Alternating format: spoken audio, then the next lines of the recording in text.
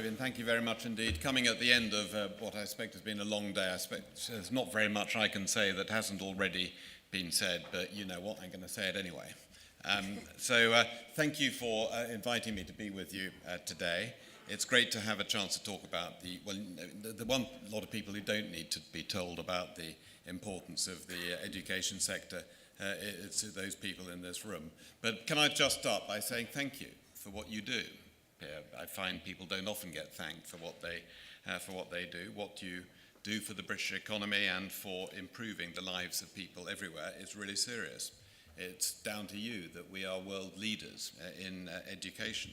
It's down to you that 4 out of the 10, I think the system is not used to having 2 lots of digital technology on the go at once. I am, after all, digital by default. So I better hold it a little separate from the machine here.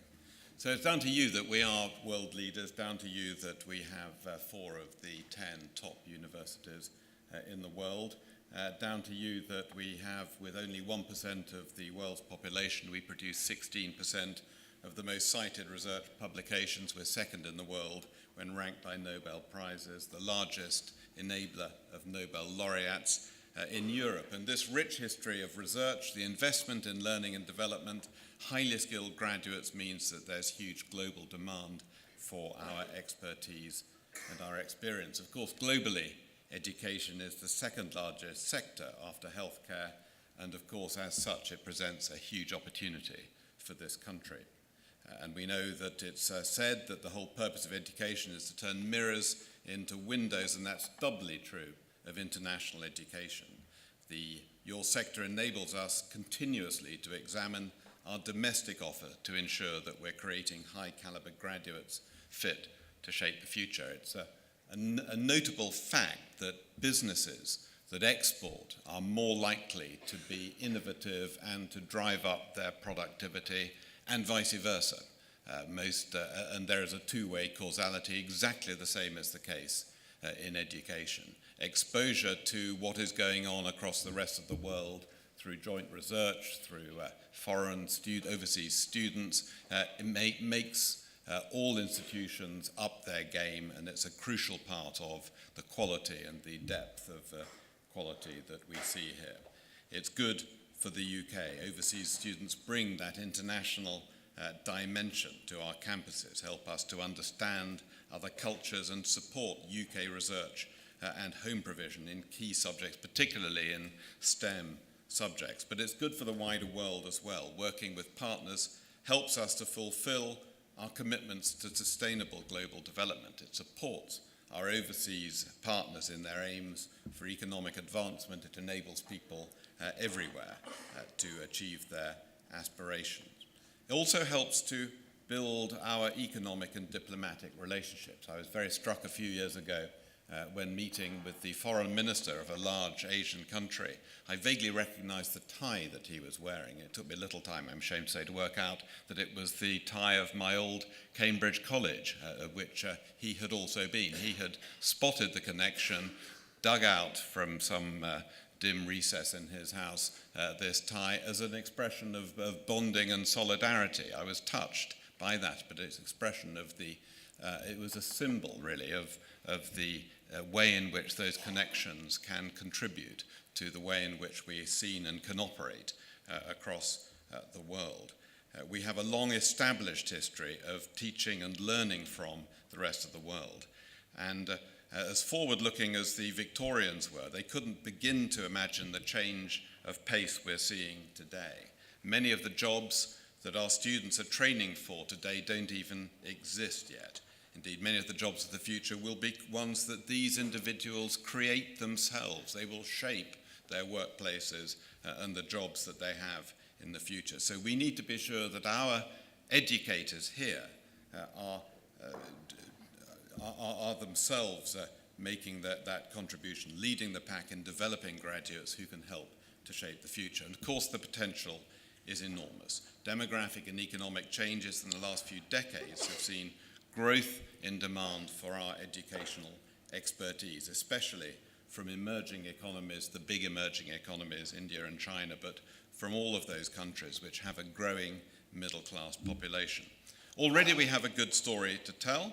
We have a 10% share in the international higher education student market, second only to the United States. In 2011, education exports were worth some $17.5 billion to the economy, and nearly $10 billion coming from international students studying in HE in the UK, and $1 billion from research, intellectual property, and academic services. And we'll look forward to reading more of recent successes when new export statistics become available. But we can never stand still. We need to be going forward and doing more. By 2030, the world's population could have reached 8.5 billion, up from 7.3 billion today.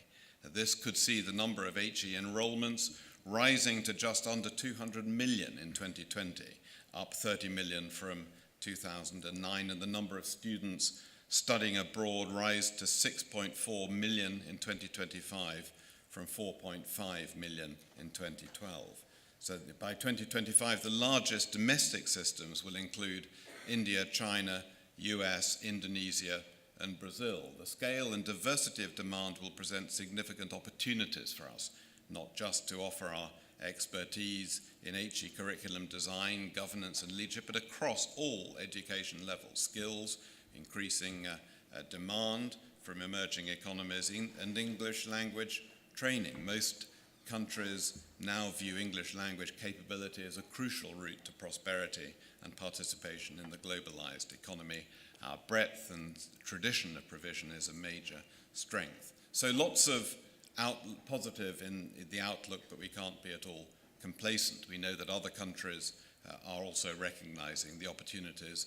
There is increasing competition from both our traditional counterparts, US, Australia, Canada, but emerging competitors as well, including Singapore, Malaysia, and China. So we have to act now, and we're committed as a government to working with you to achieve this. So we're seeking to make Britain the easiest country in the world to collaborate with and to trade with. So 3 main aims here: to drive up the number of UK exporters through an increasingly digital offer that'll lead businesses to the right advice and support; to drive up the value of exports, focusing attention on those markets with the biggest opportunities for sectors where Britain can be or is already a strong competitor, and where a government can add most value, and education we see as absolutely key part of that, and to drive up the future pipeline.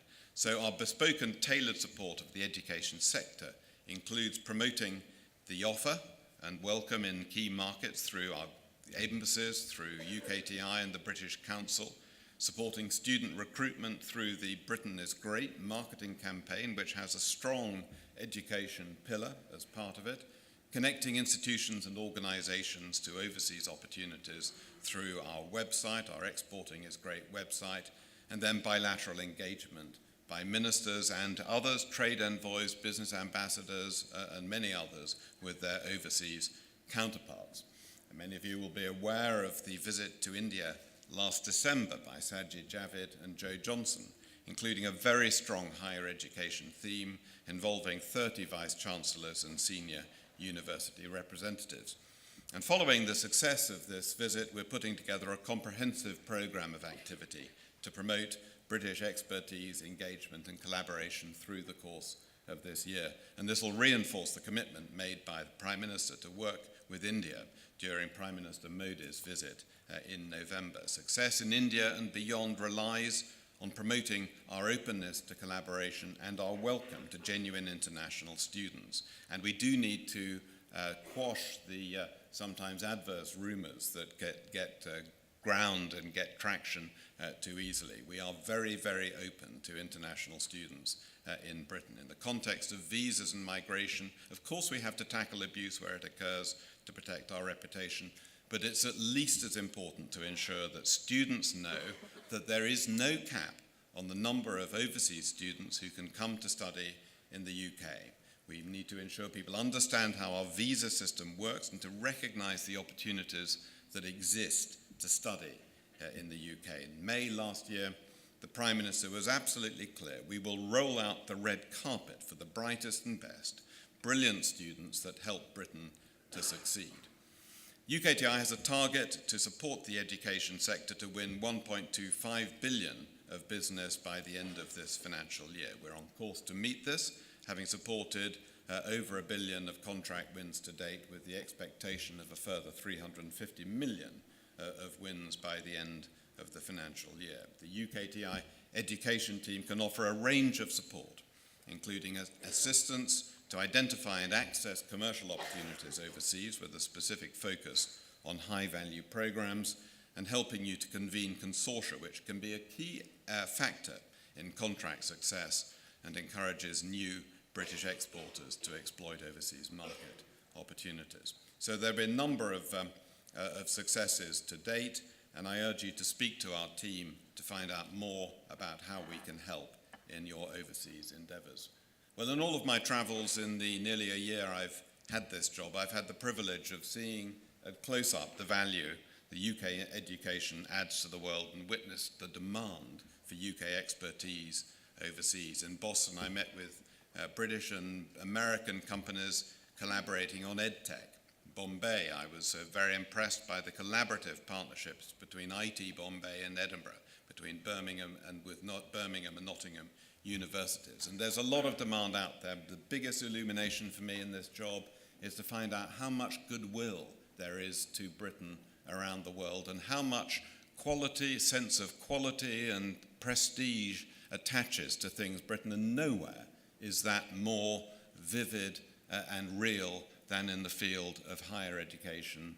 And so there's a huge opportunity for us there. So let's go out and meet it. So every success to you. I wish you all success as I move now into my last 10 days in this job before I depart the scene.